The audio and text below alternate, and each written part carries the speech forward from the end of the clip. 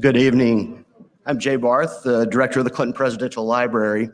On behalf of the Clinton Library, the Clinton Foundation, including Executive Director Stephanie Street and Counselor Bruce Lindsay, and the Clinton School of Public Service, whose Dean Vicki Soto you'll hear from a little later in tonight's program, I'm thrilled to welcome you to the Clinton Presidential Center. Our three institutions that reside together here at the Clinton Presidential Center have independent but interlocking missions and partner daily in that work, including for tonight's event in the Kumpuris Distinguished Lecture Series. We thank AT&T for its support of this series, and of course, we cannot thank enough the Kumpuris family for the gift it has given to us across the last 15 years.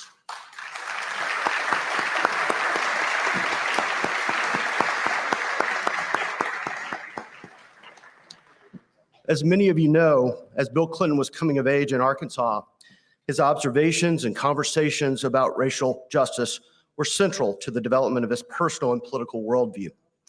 From the grocery store in Hope, where his grandfather Cassidy lived out racial equity daily, to the events up the highway in Little Rock in the fall of 1957 that were defining for a boy who had just turned 11, Bill Clinton came to see creating a more equitable Arkansas as his calling. As a candidate for public office in Arkansas, he created genuinely integrated campaigns, and he ensured that historic outsiders were made key decision makers. As president, in addition to returning to Little Rock to hold open the doors of Central High School for the Little Rock Nine on the occasion of the 40th anniversary of the events of 1957, he presented the Nine with a Congressional Gold Medal on the South Lawn of the White House, and we are deeply honored to have one of those Congressional Gold Medals on display here in the Clinton Library. As President Clinton writes in his autobiography, My Life, quote, "The Nine helped to set all of us, white and black alike, free from the dark shadows of segregation and discrimination. In so doing, they did more for me than I could ever do for them." Also, during his time as president, Bill Clinton sought to give rise to a national conversation about race and its role in American life. Through her own amazing writings, tonight's special guest has contributed much to the conversation about race in America, in classrooms, at tables in coffee shops, and in book groups like my own. It is right that this conversation tonight take place in a city that remains shaped by the historical legacy of Central High and the creation of a highway that establishes physical and psychological barriers as a daily reminder of caste divisions. It is now my honor to introduce the 40th and 42nd Governor of the state of Arkansas, the 42nd President of the United States, and the founder and board chair of the Clinton Foundation. President Bill Clinton, when it came time to select the site for his presidential center, he chose his beloved home state because, as he always says, he would never have been president without the support of the people of Arkansas. It was also the place that shaped his perspective on so many issues, including those at the heart of tonight's conversations. Friends, please help me welcome President Bill Clinton.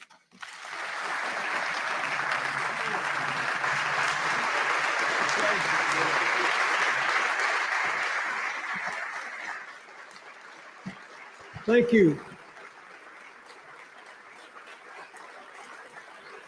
Thank you. And I want to thank Jay, not just for the introduction, but even more for proving to be a great leader at the library. I would also like to recognize Dean Victoria DeFrancesco Soto of the Clinton School of Public Service. She's got a whole group of people here who are part of our first big National Advisory Board meeting and who represent other public service programs throughout the country. And I just spent about an hour and a half with them. It was fascinating. And I'm very grateful to them. I want to thank Dean and Drew Kumpuris and Catherine Ann Trotter for endowing this series in honor of their wonderful parents, Frank and Kula Kumpuris. And Stephanie and Dean Soto asked me a couple of months ago if I would be interested, who I wanted to invite to make this speech as we're sort of coming out of, we thought we were coming out of COVID. You all look pretty in your masks.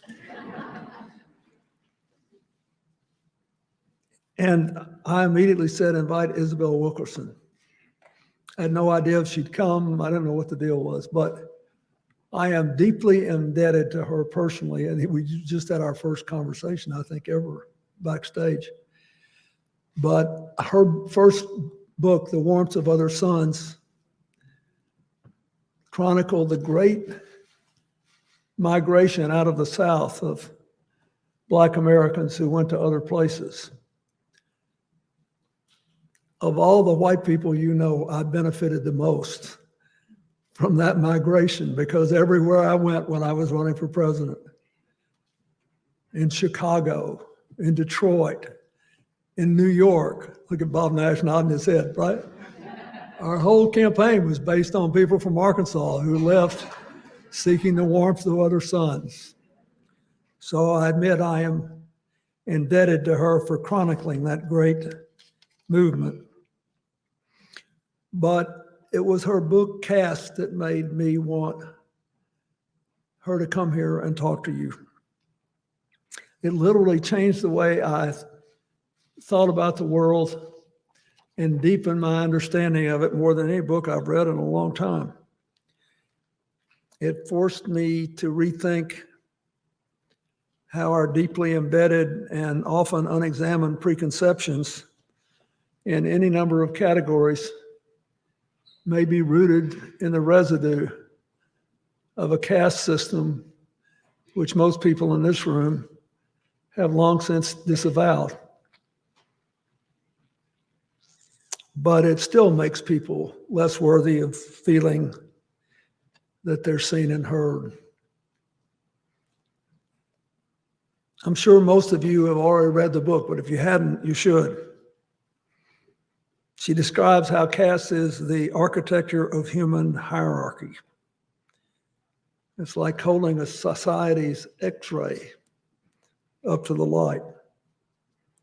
Unlike class, caste is more fixed and rigid, determining which groups have power and which don't, who is afforded respect and who is not.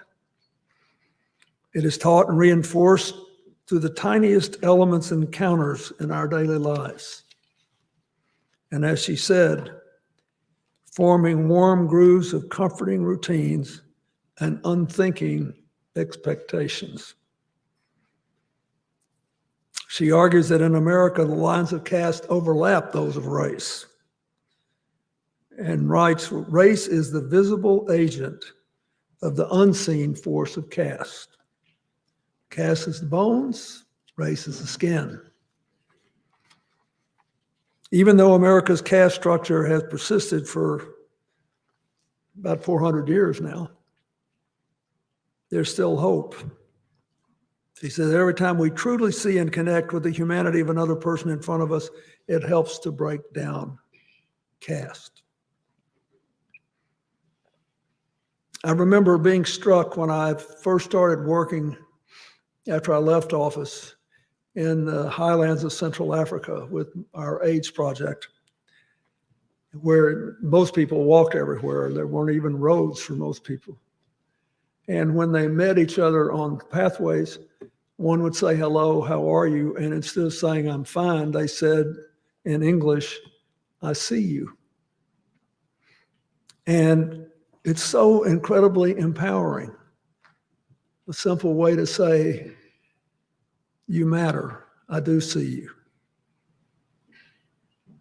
Think about all the people we pass every day that we don't really see. The people who serve our meals or clean up after us or maintain buildings like this. Earlier this year, we had a virtual program as part of the Kumpuris series that looked backwards at our administration's efforts to complete the first map of the human genome, something I'm very proud of. I spent $3 billion of your money on it. And it was worth every penny. We've already had well over 100 times that in private investments. You won't get 100-to-1 return on many things you spend money on. And it will only grow exponentially. But the most important finding to me, and one she actually mentioned in Caste, I almost jumped through my skin, is that every non-age related difference you can see in this room, every single one is rooted in about half of 1% of our genome. The rest of it, we're 99.5% the same. The only way that's been modified is the discovery that every person on Earth who is not 100% descendant from sub-Saharan Africans, which is very few people, also has about 2 or 3% of their genome from our Neanderthal ancestors, because they overlapped in Europe for 40,000 years, and it turned out they liked each other better than we knew. And so when I told Hillary that I was 4% Neanderthal, she was not at all surprised. Then I told her that she was, and she couldn't believe it. We go around spending think about it, we spend 99.5% of our time thinking about the 0.5% of us that's different. And it's not just politics. It's, oh, if I had a body like LeBron James, I'd have gone a different line of work. You know, it's all kinds of ways we think it like that.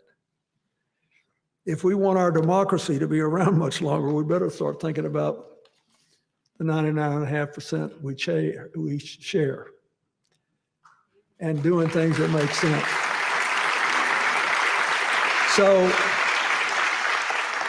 I believe that Isabel Wilkerson's book can help us do that.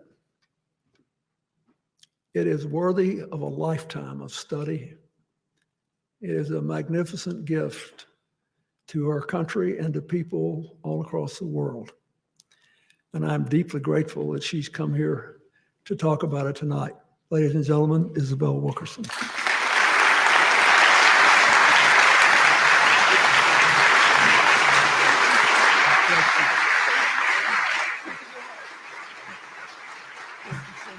Earlier this decade, we saw from census figures that the United States was near its peak at the last turn of the century in terms of immigration.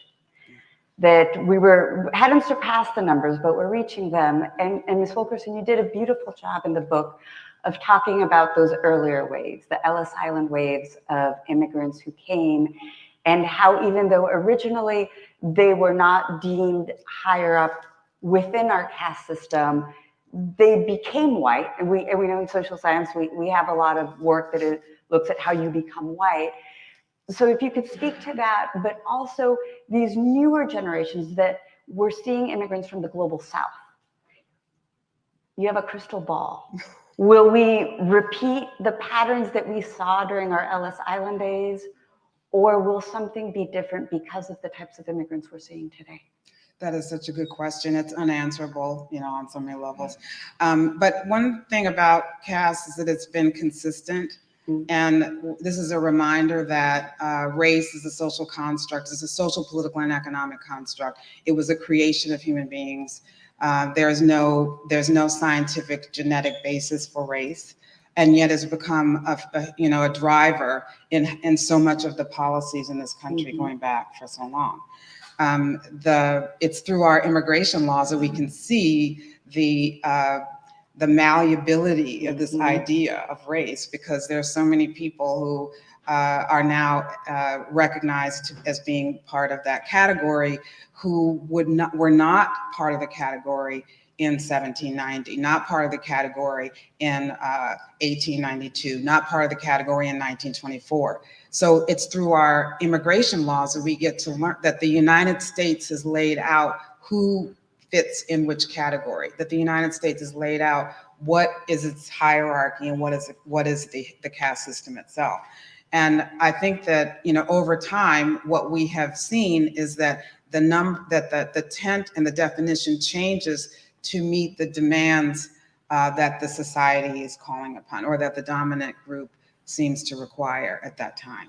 And what we're seeing now is that this last census, for the first time, we saw a decline, in the first time in American history, a decline in the number of people who were identified as non-Hispanic white.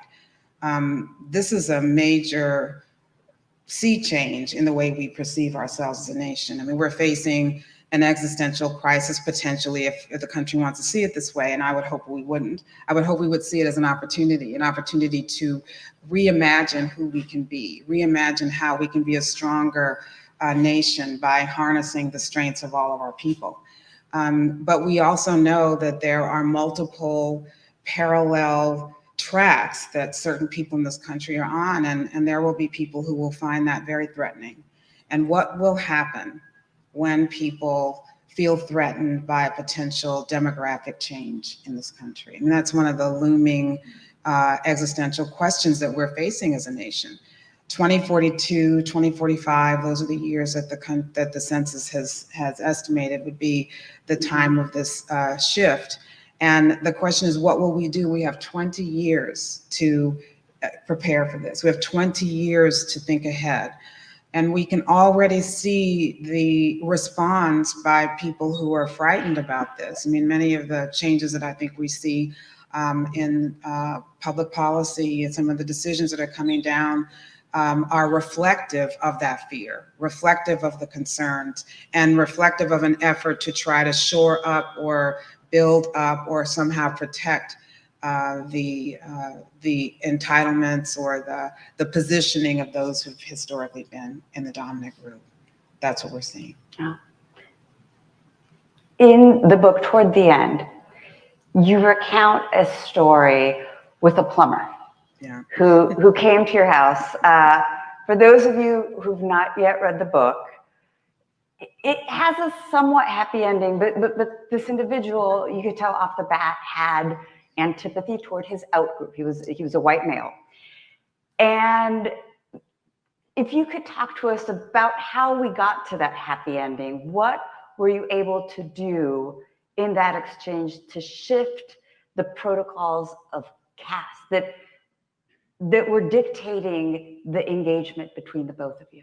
Well, thank you for asking about that. I want to preface it by saying that these challenges that we're facing as a nation sadly cannot be fixed by one person reaching out to another person solely, meaning that we need a whole lot more than this, because otherwise it's going to take forever. We don't have that kind of time. But I do believe, I'm a believer in the power of that butterfly who flaps their wings off the coast of West Africa that can actually have power enough to create a hurricane on the other side of the ocean. So I do believe that small daily actions can have an impact. And that's one of the things that I felt I had no choice. Here, I needed someone, I needed this plumber to help me because I had problems in the basement. I just mentioned the basement. When I talk about those things in the book, that's because I experienced them. And so he showed up. It was very clear he did not want to be there. It's very clear that he did not take me to be a person who was really worthy of his time. He did not expect me to be living in the space where I happen to be. And so he was resistant and he was not helping. He was not helping. And at this point, I was asking him, what do you think about this? What do you think about that? And he was not troubleshooting, he was not helping. And so I really had nothing to lose by I just threw out this, Hail Mary pass. I mean, I just figured, well, I have nothing to lose. Let me go for it. And I just had tremendous losses in my life. The two most important people in my life had passed away. And I thought about the most recent one had been my mother. And so I just thought to myself, something in me knew that he'd lost his mother too. I mean, when you're an empath, you just pick up on these things. I just had this sense that he might have. And so I asked him, I said, is your mother alive? And he said, no, she passed away some time ago.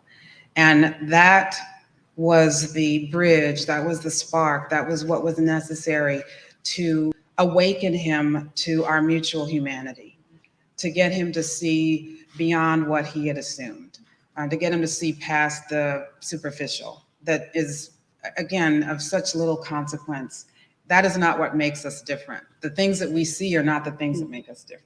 Introverts, extroverts can be different. There are a whole lot of ways that human beings can be different. And that's the beauty of our species. But these physical differences are in some ways the least of it. And so that set us on a journey of a conversation that suddenly uncorked all of it. And then he got with the program. He said, let me go back to the truck and let me see if I can get my flashlight. So finally he gets his flashlight. And he discovers what it is. And then we became lovely friends in that moment. And he then got very deeply invested.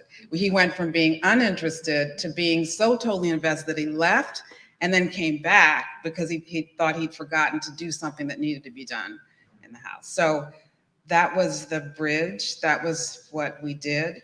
That's how I was able to break through his resistance and his hostility. I want to say a little bit about why that's important to me too, and that is that I happen to be the daughter of a man who'd been a Tuskegee Airman. My father was a Tuskegee Airman, and thank you.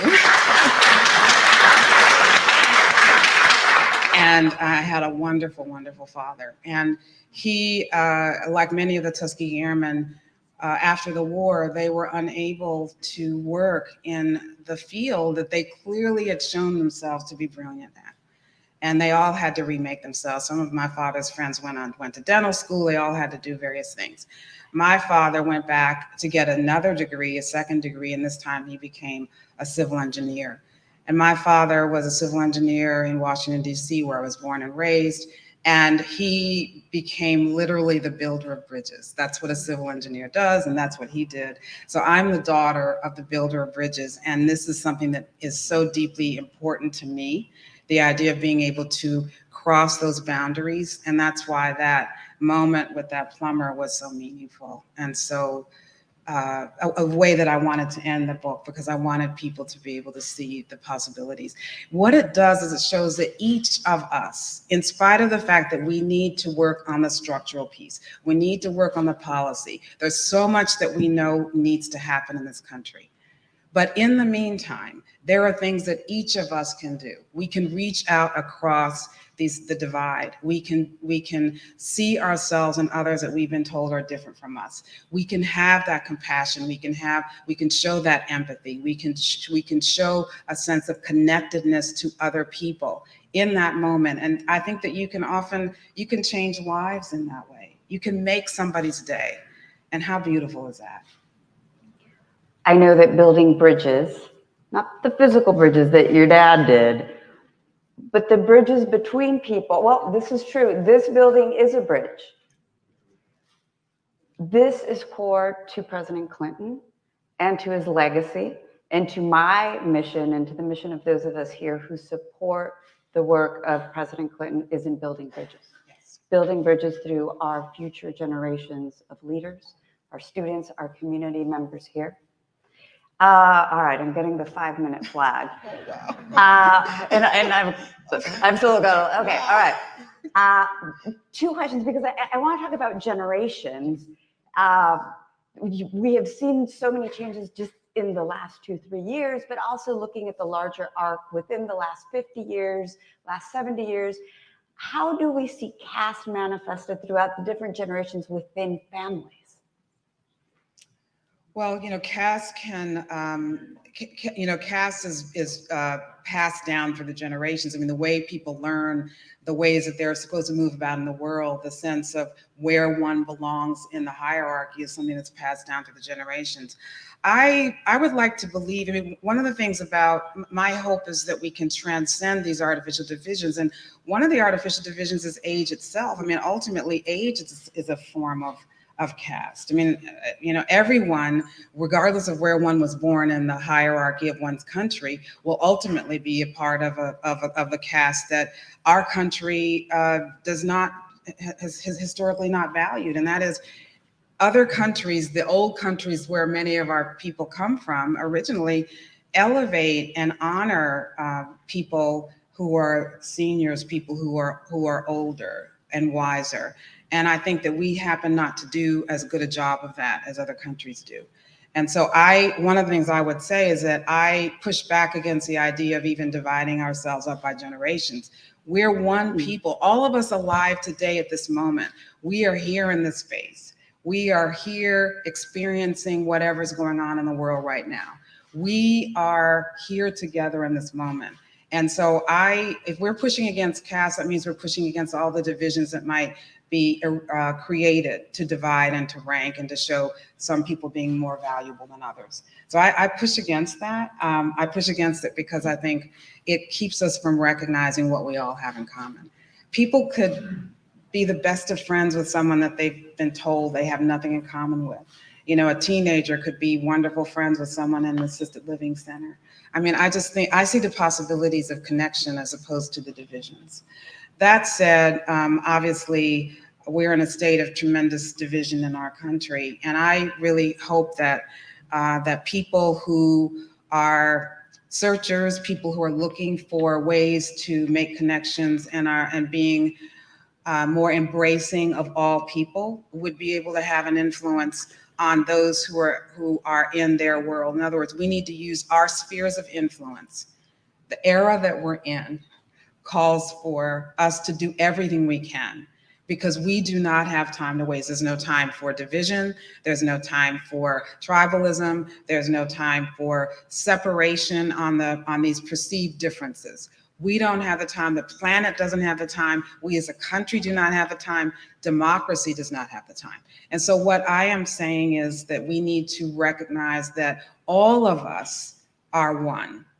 All of us, the oldest to the youngest, race, gender, all of these things, we're all one. And I don't know how else to say that, but caste pushes, if you're fighting caste, then you're fighting all of the artificial divisions that any human being could create. And we would be encouraging and we would be excited for those who have been held down for so long to succeed, because that means that we have more people, more tools, more resources to fight the challenges that we have. We don't have time to lose any or to waste any of the talent that exists in anybody's body or anybody's brain or anybody's heart. We do not have the time to lose anybody that could be working with us together. In other words, we need to make the most of it.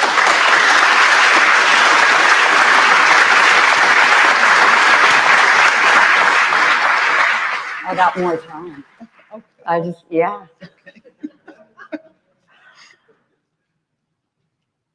How have other societies, what are best practices, examples of other societies who have evolved away from caste? If you could share those examples, those best practices with us. Thank you for that. I brought in two other countries to look at in understanding hierarchy along with our country. So I brought in India, of course, and then I brought in Germany. I was not going to bring in Germany. India was the obvious one, but Germany came to my attention after Charlottesville. And we all saw what happened in Charlottesville, and this speaks to your earlier question about generations. I mean, I don't look to any generation as being more enlightened or less this or more of that. Meaning, I think that there can be enlightened, wise, open-minded, welcoming people in any generation. So that's one of the reasons I say that. But we saw in Charlottesville these protesters who were fighting the possible removal of a statue of Robert E. Lee. And they were not, these were younger people, many of them. And that's what I mean, is that anyone is susceptible to this. But what we saw was that those protesters, even if most Americans did not put these different ideologies together, they brought together the symbology of the Confederacy and of Nazi Germany. If most other Americans did not see the connection, they saw the connection, and they put both of those out there, and they felt that they saw the Nazi regime as speaking to their needs and desires in 2017. That was shocking, and it was demoralizing. It was gut-wrenching to see, and that set me on the course of looking at Germany and what had they done in the time since the war.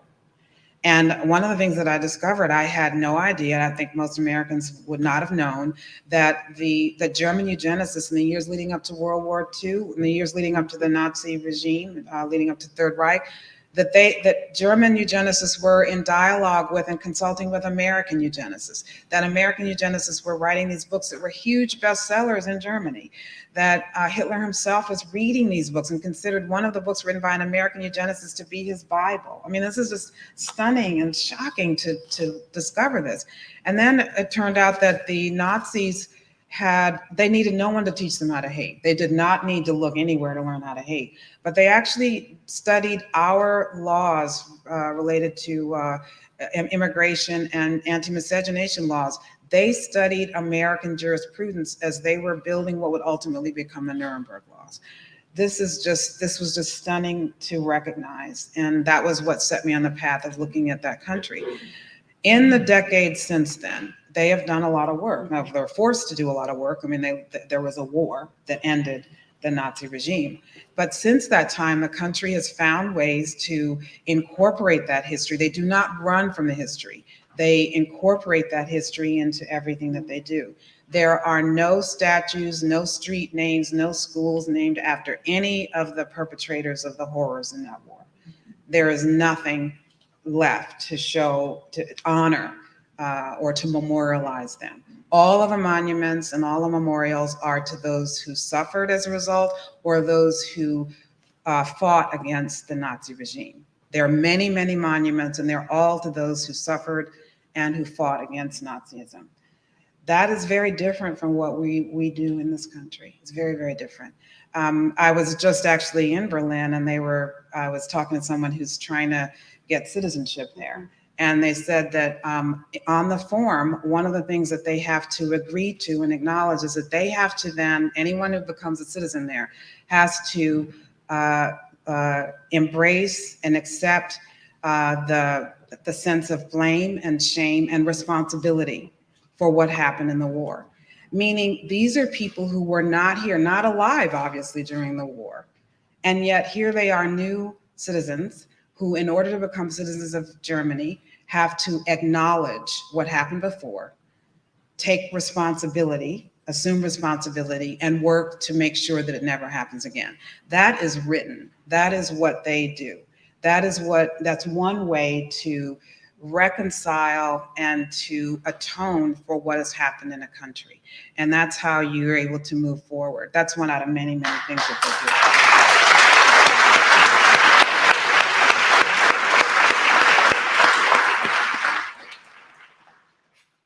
I want to talk a little bit about your first book, The Warmth of Other Suns. I got a little bit more time so I can get this question in.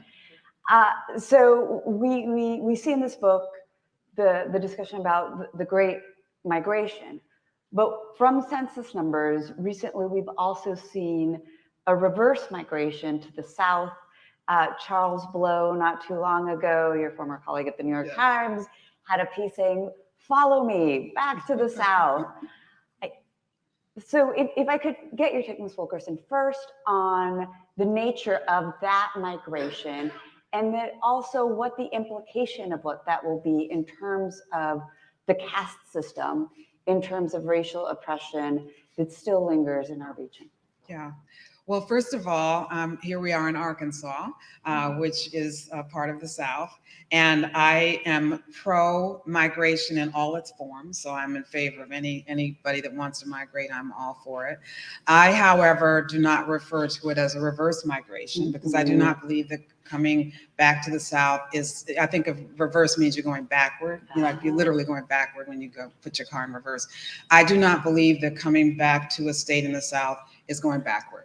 So I want to, if I could change the lexicon, I would say let's refer to it as a return migration and not a reverse migration. I love saying that in a state that was ascending state, by the way. I would say that this return migration is a little bit more complicated than I think we often look at it. What is happening, as we see in all major cities, is that the cost of living has skyrocketed, in so many places. The receiving stations of the Great Migration are all, New York, Chicago, Los Angeles. These are some of the most expensive cities in the country. And so naturally you will see an out migration from those cities now. what the people are doing. They're doing all kinds of things. They are moving to the suburbs of those same cities. They are moving to smaller cities in the same regions where their ancestors might have come. And they are coming back to the cities in the South where their ancestors had fled. And one of the things that I think is what I love about that is that people now have the freedom to do whatever they choose to do in this country. They have the chance to determine where they will raise their children. I do wonder about the effects of the laws that are being passed in some of these states as to what effect that will have on people. I wonder what will be the effect of decisions that people will be making if they feel that they otherwise would have wanted to go to a state, but they feel that the state may not be as hospitable to them as a result of the policies that they're enacting. So I think it's still shaking out. This is an audience question. So we ask the audience to submit questions, and one question asks, how do you reconcile the painful truths you've laid out in the book without giving up hope? That's a tough one. That is a really tough one. But I have to say that I would not have written it if I didn't have hope. I mean, I would not have spent 15 years on The Warmth of the Suns if I didn't have hope. And who spends 15 years on anything, you know? So I would not have done it if I didn't have hope. This book, it takes a lot out of you. There's a tremendous amount of research. The work that I do is called narrative nonfiction. It's a tremendous amount of research that goes into the work as for any other work of nonfiction. And then you reshape that into something that will be more story driven, so that a person will be able to be drawn into it and hopefully not be able to put it down. And that's the goal, keep you turning the pages. And so I think that if I did not have hope, I would not have spent the time on this. It's you know, back to that Einstein quote. The goal is to get as many people as possible to know and to understand and to see that which might have been hidden, that which we have not been taught. I mean, I hear from people all the time who will say, with The Warmth of the Suns, the thing that people said to me all the time was, I had no idea. I had no idea this happened in our country. I had no idea that this happened in my lifetime. Some people might say, they would say, I had no idea this happened in my region. I had no idea. Well, it's time that we have an idea. Not having an idea has consequences. It affects policy, it affects how people vote, it affects the direction that our politics goes. I mean, it affects everything. And so it's time that we have an idea. And the goal of this was to allow people to see. I took on the role of being the building inspector for a group of people, meaning Americans, who have taken possession of an old house. And the building inspector does not give you all the answers. The building inspector presents the report to you that says, this is what the electrical system is what's going on in the electrical system. This is what's going on with the plumbing system. This is what's going on structurally. And then it falls to the owners of that building, the people who just inherited or people who just taken possession of it, to take that blueprint and then to translate that into actions that will preserve that house, fix that house, and allow that house to last for generations to come.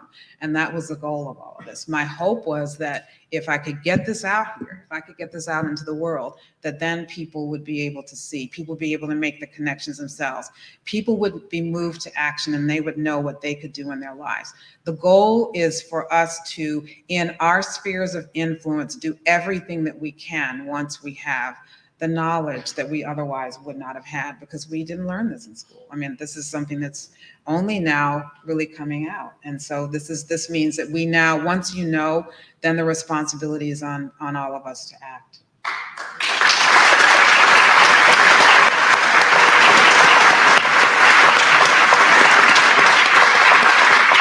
I don't think I'm alone when I say that there wasn't a lot of binge watching when I was reading Caste. And actually, this is something that is so powerful of your book, but of your writing, the narrative nonfiction. So I'm a social scientist by training, which means my writing is extremely boring and dry.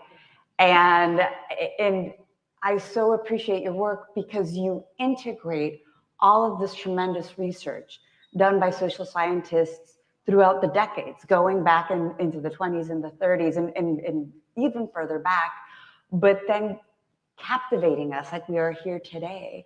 And that is so powerful. And that powerful tool is what we need now more than ever, is what we need our students to read, is what we need our community to embrace. So I want to thank you for that. As a social scientist,